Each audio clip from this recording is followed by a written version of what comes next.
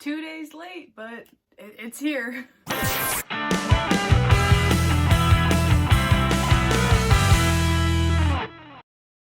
Hi, I'm editing the video and realizing how stupid my hair looks. I was only really looking at it from this side, which is still stupid, but like, I'm so sorry that my hair looks that ridiculous because I just failed to tie it all in a ponytail, and like, it's not as short as I want it on the sides.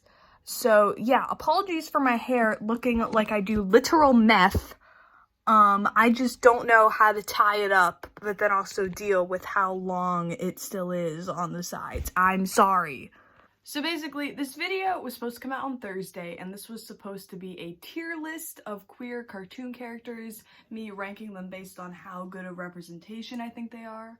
Also, yes, I got a haircut. I got the sides shaved. Not as short as I wanted them though, so I'm gonna go back and get them shaved shorter, because like, I think this is still too long. So basically, I had recorded this as a tier list on Thursday, and for some reason OBS didn't record my audio, so like, it was just a silent file, and I got very frustrated, so I just quit, and I said, right, I'll just try it again tomorrow. So yesterday, I was trying all day to figure out like why the audio wasn't recording. I was trying to figure out other ways to record the tier list and like screen record it with a face cam, and it just wasn't working, so I was like, and I got frustrated, so I watched Castaway with Tom Hanks, which is a really sad movie. Like, I figured it was gonna be sad, but like, it was sad. But anyway, so I'm here today, and instead of ranking these characters on a tier list, I'm just gonna go through each one and just talk about them as a normal type of video rather than doing a screen recording on OBS. So that's why we're here today. Also, I got my ears pierced. Many things have happened since you've last seen me. There is now less hair on my head and 2 holes in my face. Yeah, I'm very pleased with my piercings. If you're wondering why they're in weird spots, it's because I went to stretch my ears, so the piercer did them at slightly higher, so that when I stretch them, there's like more lobe support at the bottom. So yeah, if you're like, your ears are fucked, they're supposed to be like that. But anyway, let's talk about queer cartoon characters. So, I'm only talking about A, characters from shows that I have seen, and B, characters who are explicitly queer in the canon of the show. So like, The Loud House I know has LGBT characters, but I've seen like literally 1 episode of it and I wasn't even paying attention. Like, I think my sister was watching it on the TV and I was like half paying attention. And then also we're doing characters explicitly in the canon stated as queer. So like, in She-Ra, even though Bo and Glimmer have the bias of the bi vibes, and like, I think even on Twitter Noelle said, yeah, they're bi, they were never explicitly bi in the show, so we're not talking about like Glimmer and Bo being our bi icons. We're just talking about the characters in the show who were known to be queer. And I'm gonna try and stay away from spoilers, that way this can be a way of like recommending shows to you. So like, if this is a cartoon that you've never heard of, but like you hear me talk about all the queer people in it, I'll try not to spoil it, but if you care about being super spoiler free, I'm just real quick gonna go off through all of the shows I'm gonna talk about. So if you don't want to hear anything about a show before you watch it, I'll just tell you the shows that we're talking about now so that you can go watch them before I talk about them. So the shows we will be discussing are Steven Universe, Kipo and the Age of Wonder Beasts, Adventure Time, She-Ra and the Princesses of Power, Gravity Falls, The Owl House, The Dragon Prince, The Legend of Korra, Arthur, and the Pixar movie Onward. So if you have not seen any of those shows or movies, Onward you don't have to watch. So if there are shows in there that you've never heard of and you want to watch, go watch them, but I will try to stay relatively spoiler-free in this video, so yeah. So let's get started with Steven Universe. So Steven Universe has quite a lot of gays, our most prominent one being Pearl. Pearl is a main character, and what I look for in a queer representation is it's relevant enough that you can't erase it from the character, but it's not so relevant to the point where it's like annoying. And with Pearl, that is exactly what it is. Pearl's love for Pink Diamond / Rose Quartz is integral to the plot. The plot of Steven Universe would not happen without Pearl's unrequited love for this woman. So it's important, but also Pearl's not like always just gay, I'm gay, because she never says that. But Pearl I love so much. She's such an interesting character. Steven Universe is so good. Pearl sings all the good songs because she's voiced by Dee Dee Ringo Hall, who is the voice of an angel. Like, she was on Broadway and everything. Oh, Pearl is great. And then we have Ruby and Sapphire. Garnet herself is more like the amalgamation of their love, so I'm counting them as two separate characters. And when I was doing the tier list, I actually had Ruby below Sapphire just because Ruby was the man. In some countries, if you don't know, in some countries they censor Ruby by giving her a mustache and a male voice actor to make it straight. So in retaliation of that, when they had them get married, Ruby wore the dress, which I think is very funny. But Ruby and Sapphire are also great. It's just like two women who are in love. Yes, and they get married and we love them. Next up is Bismuth. Bismuth, they could have done a little bit more if they were gonna go with Bismuth and Pearl, like endgame sort of. They wanted more episodes for future, but just kind of didn't get them, and I felt like maybe Bismuth and Pearl could have been explored just a little bit more, but I'm also really happy with Bismuth. And then Sadie and Shep. Sadie was obviously like violently pan from like the start of the show, and like we love Sadie, she's incredible. Shep, I don't understand the hype around, because Shep was there for like one episode and they did nothing other than play a weird flute. So like everyone was like, oh my god, non-binary representation, please. And I'm like, are you that starved? That character being there for like 2 seconds is enough to be like, ah! I felt like, I don't know, maybe Shep could have been reoccurring in future if they had gotten more episodes. I don't know, Shep literally just showed up, was like, sup Lars, I have your girlfriend now, and then, I mean, they have a cool design though. Like, I would wear that. I would so wear that entire outfit, so. I mean, it's accurate. And then Stevonnie, who is canonically intersex, but I don't think it counts. A boy and a girl literally fused into one person. Like, Stevonnie doesn't feel like representation of people who are non-binary or born intersex. Stevonnie feels like an accurate representation of if a boy and a girl fused together into one person. I mean, I don't know. If you're intersex, let me know how you feel about Stevonnie. But for me, I'm just like, yeah. But like, I mean, if Stevonnie was like their own character, that would be a different story. But since Stevonnie requires Steven and Connie to literally turn into a new person, So next up is Kipo in the Age of Wonder Beasts, and Benson! I don't know his last name. I don't think he even has a last name. But Benson is the best queer representation in a children's cartoon ever, period. End of sentence, end of statement. I am not kidding. Unlike every other character we're talking about on this list, Benson says the words "I'm gay." Like, he just says he's gay. Like, Kipo's like, Benson, I like you. And Benson's like, whoa, girl, I'm gay. You don't want this. And I love that. And, like, he's a main character. And, like, they talk about him being gay. But it's like, little things. Like, he comes out, and then after that, it's not that, like, big of a deal. But, like, it's the little things, like, when he's having, like, a dream sequence. He, like, dreams that he's at a party filled with shirtless men. It's, like, little things like that. But I'm just like, oh, a gay. And then obviously Troy, his boyfriend, they get together and they're gay. These bitches gay. It is awfully convenient that the first ever human boy Benson ever met also happened to be gay, but you know what? We'll move on from it, because like, look at them in their cute little suits. But yeah, if you want some good, wholesome MLM representation, watch Kipo. And then also Asher in Kipo is non-binary, but they're a very minor character, so like, honestly, you wouldn't even know unless you followed Rat on Twitter. Like, they're that just like minor of a character and don't do anything other than just like do a little grr thing, which is very cute. Very cute. And a lot of people ship Kipo and Asher, and I made a whole video about Kip Asher, but people really wanted Asher to be more of a character, and they really weren't, but I mean, I still like them, so. And then Adventure Time. I've not actually seen all of Adventure Time. I've just seen enough to know that these bitches gay, good for them. From like a relationship perspective, they have a very complex relationship with that, which I admire. But from an aesthetic perspective, this is the most accurate representation of lesbians that I have ever seen in my life. I think Marceline's bi. This is still the most accurate representation aesthetically of queer women that I've ever seen in my life. Like, every other queer woman who has ever been in any piece of media ever has not been as accurate as these two cartoons. Like, there was like that meme of like the lesbian fashion spectrum, and it was just the two of them. But I think there's more from Adventure Time. I just haven't seen all of it, so I'm honestly only really know Bubbling, but yeah. Next, Shira in The Princess of Power has a lot of gays. And like, so thank you, Noelle Stevenson, for doing that. So first up, we can't talk about Shira in The Princess of Power without talking about Adora and Catra. Here's the thing. Adora being gay is like fucking revolutionary. Catra being gay is just like, yeah, we know. I feel like having your main good guy character be queer is a lot more meaningful than having your villain be queer, if that makes sense.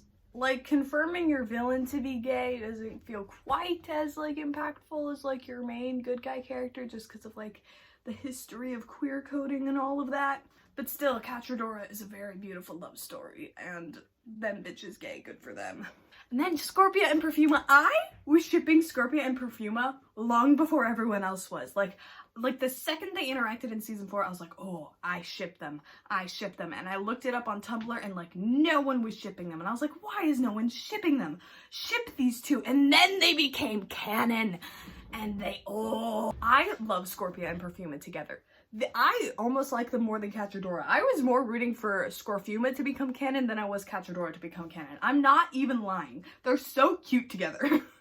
You took your two most wholesome, cute characters and you just put them together and it's like, and like the whole arc in season 5 where like Perfuma is like, Scorpia is not gonna hurt us, and Scorpia is like, actually, you know what? Yes, I am. I love them. I love them so much. I want more of them. We need a She-Ra movie, not for more Catradora, but for more Scorfuma, okay? Please. And then Natasha and Spinnerella are wives, and they're iconic. Hello! Hi! Spinnerella and Natasha, I love Natasha especially because of her bigger role she was given in season 5. I felt like these two could have been a little bit more prominent than they were up until season 5. It wasn't really until season 5 that we even got to know them, like, at all. Like, did you know Spinnerella had a bad ankle up until season 5? No, you didn't. But, like, it was integral to the plot, so I felt like we should have been told that sooner. But I love them. I do love them. I love some good wives.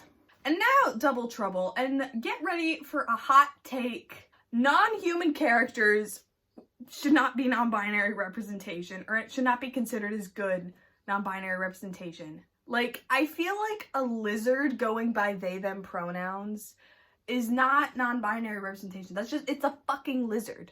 A character like Ship or Asher, who is a human who identifies as trans and non-binary, is a lot more meaningful than just a lizard in high heels. Okay? Sorry if that's a hot take that your gender non-conforming alien shouldn't be considered good non-binary representation, but like, there's my hot take. Imagine that. Like, a cis lesbian can watch this show and, like, all of the human characters are like them. But, like, a non-binary person sits down and is like, oh, I have the lizard in a cat suit? Cool. Great. Like, no! Like, this is my problem. People will add in just a non-human, non-binary character and be like, we did it. And biphobia is no more. And it's like, what? No! If everyone in your world is non-human, I get that. Like, because we're gonna go on to the Dragon Prince, and there's a non-binary elf character, but, like, that's because it's a whole society of elves. And elves are kind of human, they just have pointy ears. But, like, Double Trouble's the only lizard person. So it's not like we know other lizard people who are binary genders. No, Double Trouble's in a world of humans, and it's just a non-binary lizard. Like, what? Yeah, so that's my hot take. Let me know if you disagree. And then Kyle and Rogelio. I felt like if they wanted Kyle and Rogelio to be endgame, which I think they did, they should have made that more obvious, because, like, Rogelio kind of joined in on the Kyle bullying. Just a little bit. Like, I mean, at the end, they, like, stole a baby together, so I guess there's that, but I felt like we could have gotten a little more Kyle and Rogelio. You're saying with all of these lesbians, we can't have our dinosaur and twink fall in love? Like, what the heck? And then Bo's dads.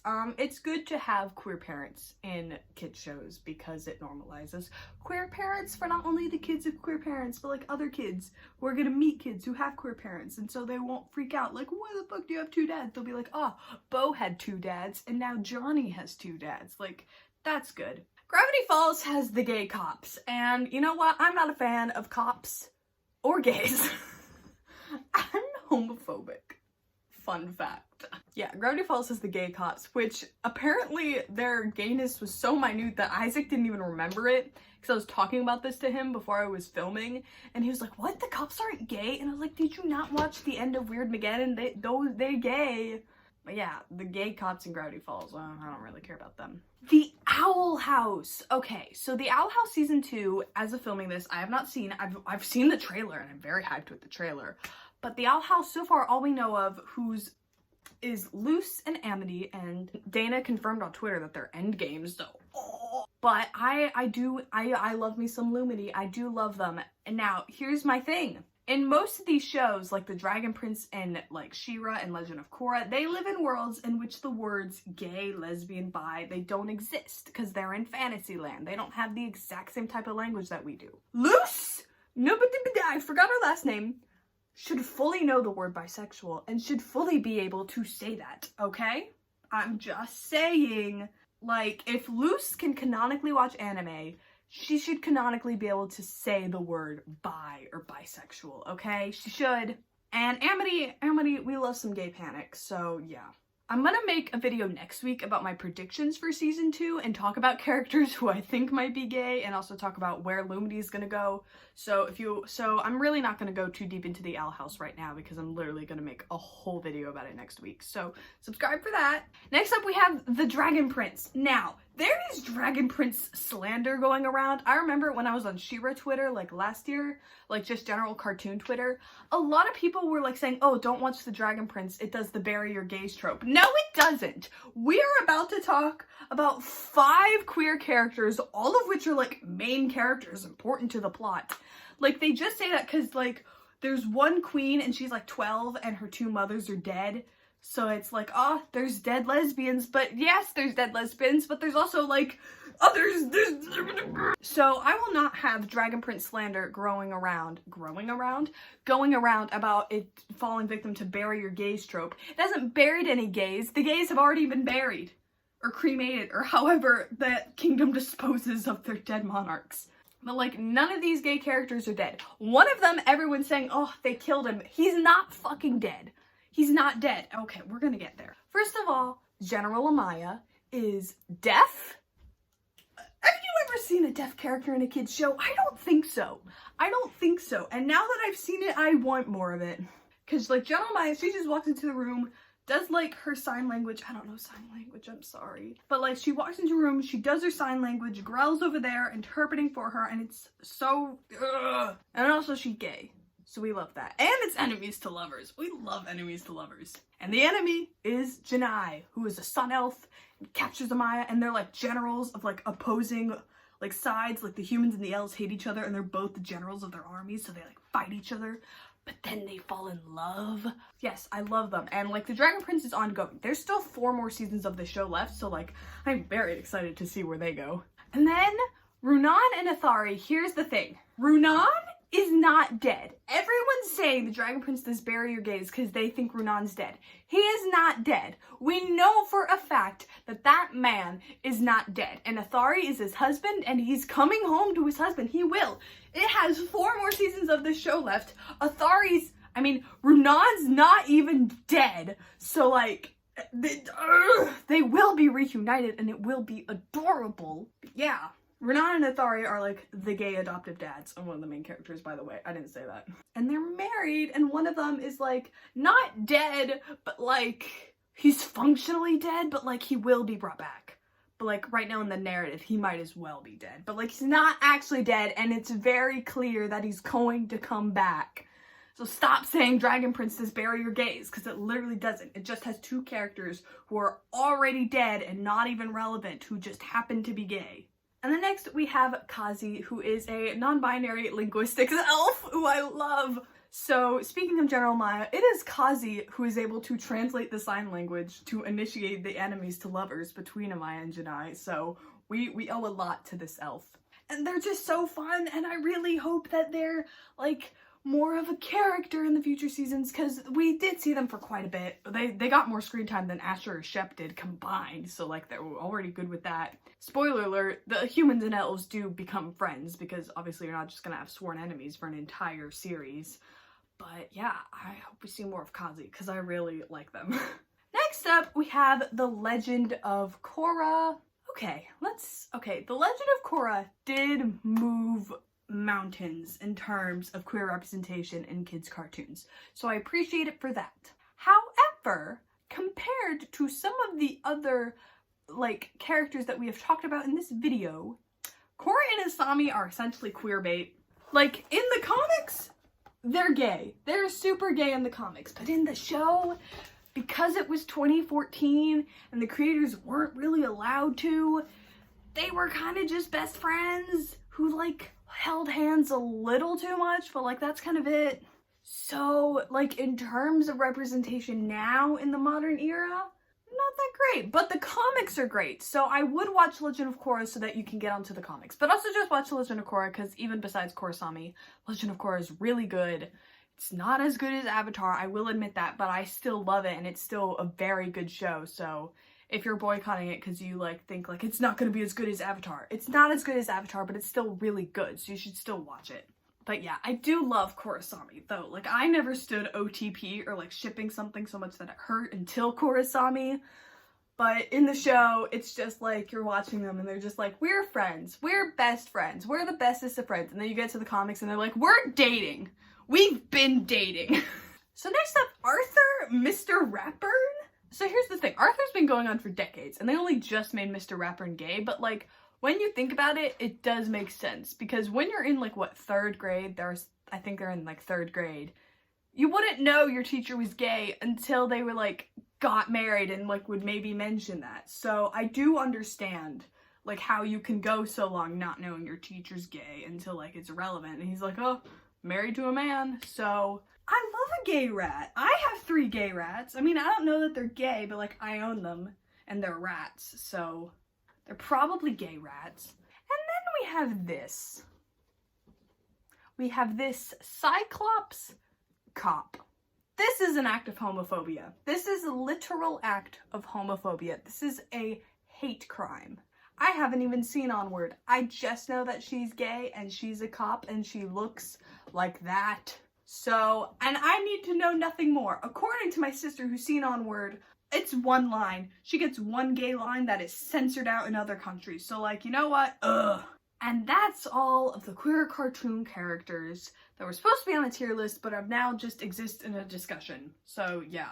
If you're watching this, and it is still the day that I have uploaded, June 5th, if you come to our Discord server, linked below, at 12 p.m. Eastern Standard Time, there is a pride party.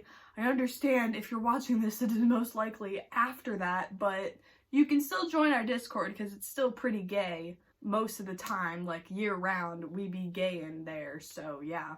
And then subscribe because I'm doing queer content all month.